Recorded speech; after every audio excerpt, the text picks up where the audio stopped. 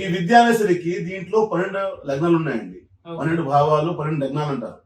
లగ్నం అనేసరికి personality of the man, ఆయన స్వభావం, ఆయన వ్యక్తిత్వం, ఆ మనిషి ఏ విధంగా ఉంటాడు, ఆయన స్ట్రెంత్ ఏంటి, ఆయన వీక్నెస్ ఏంటి, ఆయన థాట్స్ ఏ విధంగా ఉంటాయి, మనిషి ఏ విధంగా ముందుకు రాగలుగుతాడు అని తెలుసుకోవచ్చు.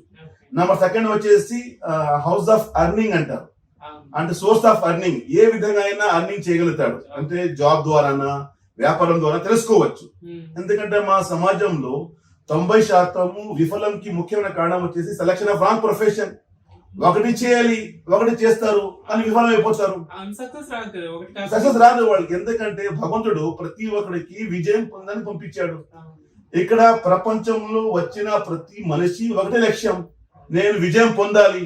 ఆయన సృష్టికర్త ఒక లక్ష్యం ఈయనకి సక్సెస్ చేయాలని చెప్పి, విజయం చేయాలని చెప్పి, కానీ వచ్చిన మనిషి కూడా నేను విజయం పొందాలి. కానీ ఎందుకు విఫలం?